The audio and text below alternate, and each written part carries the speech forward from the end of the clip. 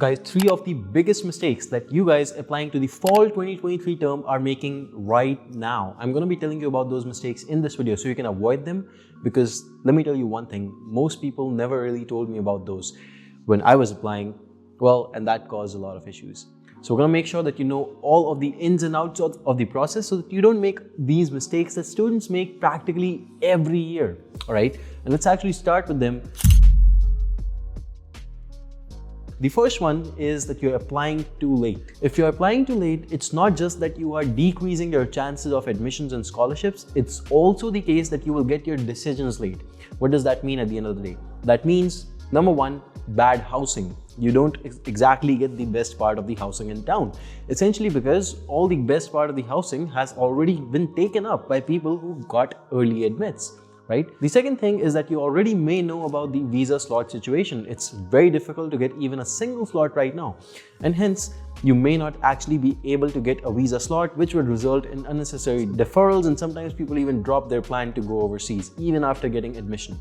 Trust me, you want to apply early for that. Finally, you will not be able to get the best possible on-campus jobs. In fact, if your campus is small, you may not be able to get on-campus jobs at all, which means that there is a standard lack of on-campus jobs which you need to prepare for in advance. And if you get to the university early and your admission is early, you can actually start looking into places where you can actually go ahead and start working.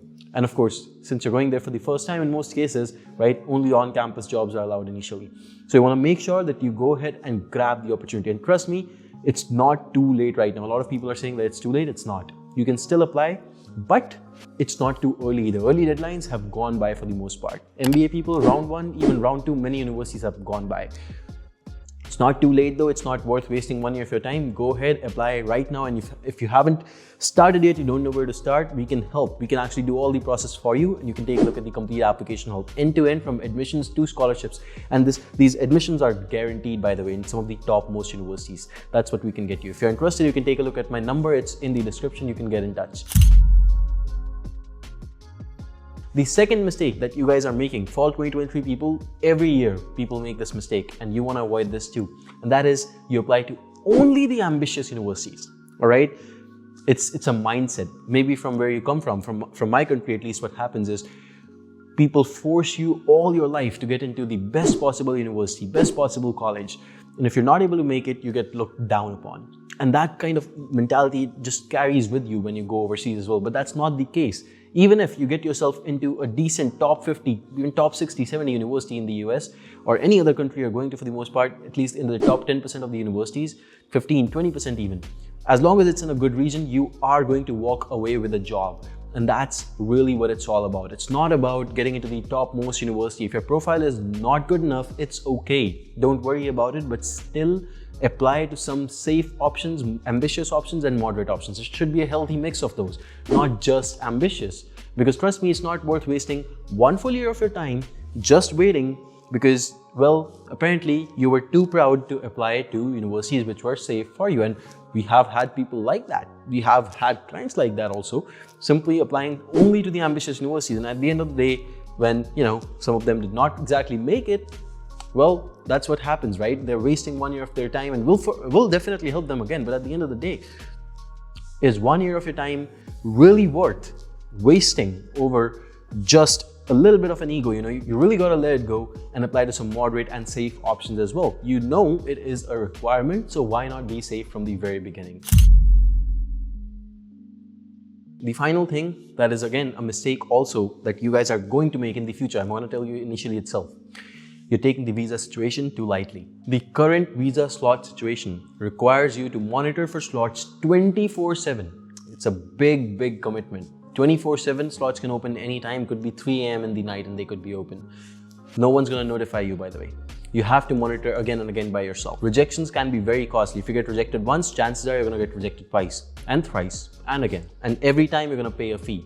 So why not avoid that altogether? And I'll tell you how you can avoid that as well. Finally, deferrals are common. A lot of people nowadays deferring to the next term. Fall people going to the spring term. Spring term inherently has a lack of visa slots from the very beginning.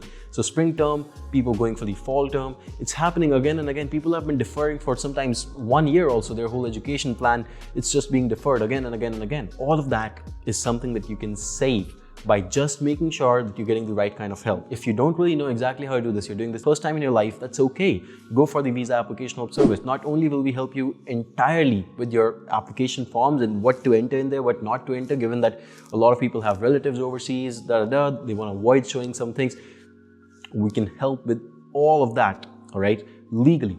And we'll also get you the slot, we'll train you, we'll do everything possible to make sure your visa gets stamped. And that's when the service ends, when your visa is stamped, not before that, all right? And if you get rejected, we help you again, no extra charges. Finally, let's say if you're someone who still wants to do it on their own, at least get the training for your visa process, right? That's one mistake that most people make, is that they're too overconfident. They know sometimes that their case is very peculiar, but they will still not get trained.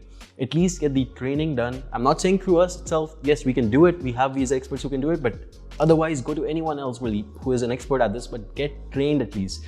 Know what you have to say in front of the interviewer, all right? Otherwise, at the end of the day, you're just taking a big risk. You're at the last step of the process. Last step.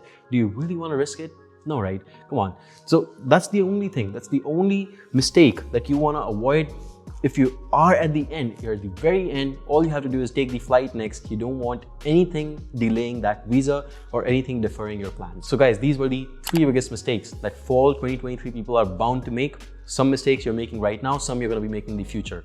As long as you understand these and you take the relevant precautions, of course, they're very well easy to avoid. And of course, make sure that you follow us on Instagram and subscribe on the YouTube channel, where we can actually avoid such mistakes for you. We can actually tell you how to avoid these mistakes, and we can keep you notified with the latest updates. All right. Thank you so much for watching this one. I'll see you in the next one. Goodbye and take